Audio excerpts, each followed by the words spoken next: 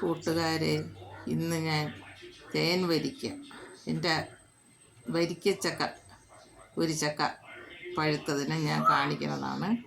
തേൻ വരിക്കയാണ്, നല്ല മധുരമാണ്. തേൻ അതിനകത്ത് കാണും, ആ മധുരമാണ്. ഇത് ഒട്ടുപ്ലാവിലുള്ള ചക്ക അല്ല, ഇത് നമ്മളെ തനി നാടൻ ചക്കയാണ്. ഇത് പണ്ടേ കുരുവിട്ട് പൊടിപ്പിച്ച ചക്കയാണ്, നാടൻ ചക്ക. ഒട്ടും ചക്കയല്ല, ചെറിയ ചക്കകളാണ് അതിലുള്ളത്. നിറയെ കായ്ക്കും, എൻ്റെ കൊച്ചു കൊച്ചു ചക്കകളാണ്. എത്ര തിന്നാലും ഒരു ചക്ക വേണമെങ്കിലും ഒരാൾ തിന്നാം, അത്ര നല്ല മധുരവും നല്ല രുചിയുള്ള ചക്കയാണ്. ഇതിന് ഞാൻ ഓരോരുത്തർക്ക് അടുത്തുള്ളവർക്കൊക്കെ ഒരു തുണ്ട് കൊടുക്കണം.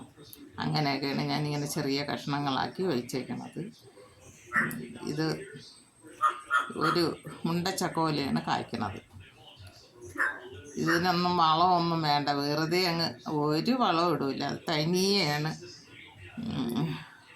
കായ്ക്കുകയും എല്ലാം ചെയ്യുന്നത്. അതിൽ വളം ആദ്യം കുരു കൊണ്ടിട്ട് പണ്ട് ഇട്ടതാണ്, തനിയെ പൊടിച്ചതാണ്. ഇതിൽ ഒരു വളമൊന്നുമില്ല. പിന്നെ ഇടയ്ക്കൊക്കെ വല്ല നമ്മൾ കൃഷിക്ക് വേണ്ടി കിളയ്ക്കണ വേറുള്ള തെങ്ങിനും അതിനൊക്കെ ഇടണ വളം തന്നെയാണ് ഇതിലല്ലാതെ ഇതിനായിട്ടൊന്നും ഇടില്ല. നിറയെ കാണും ചക്ക. അത് ഞാൻ എല്ലാവർക്കും കൊടുക്കും.